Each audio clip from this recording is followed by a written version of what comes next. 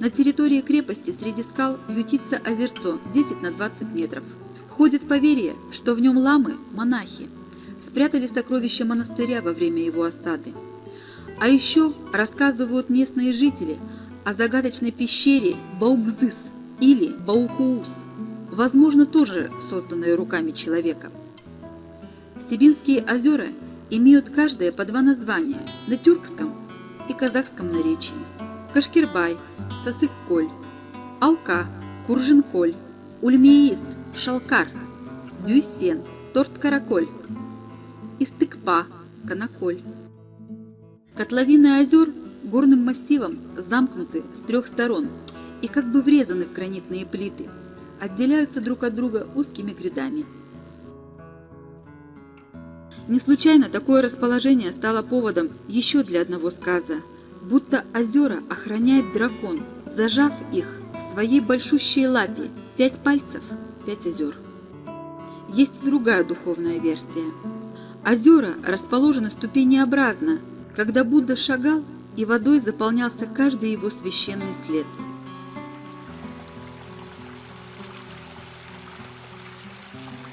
Прозрачная, как хрусталь, вода от многочисленных ручейков и прохладных родников.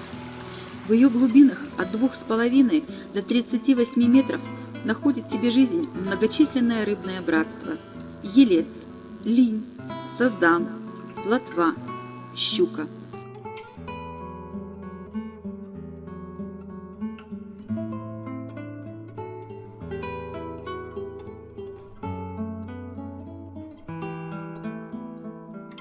На скалах вокруг озер почти нет растительности, зато рядом роскошность степей. Переливаются пряди ковыля перистого, розовеют цветы ясенца, библейской купины неопалимой. И опять в этом мире зеленом, разгораясь кострами цветков, купина полыхает по склонам раскаленных июньских холмов. Сонным зноем пропитано лето, и с его раскаленного дна отражением Всевышнего света выкипает, клубясь, купина. Но не торопись, не протягивай, путник, руку, чтобы скорее сорвать цветок, а росишься. Купина неопалимая выделяет в жаркий день жгучие эфирные масла, ожог от которых сравним с ожогом крутым кипятком или паром. Обычно здесь ломонос цельнолистный, прозванный царскими кудрями, а чуток пурпуровый или зайчья капуста, а также ясколка, желтый ирис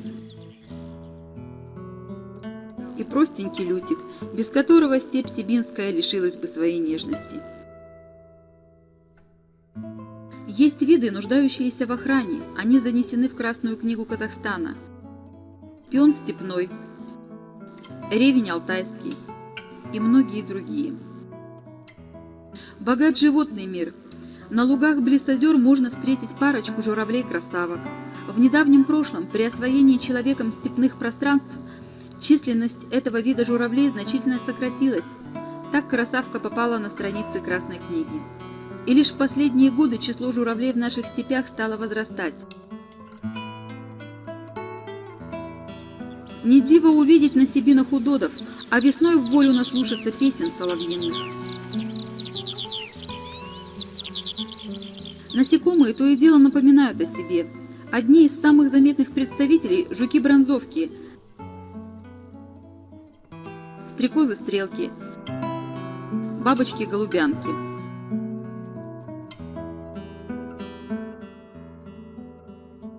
И белянки. Постоянно снуют по воде клопы-водомерки.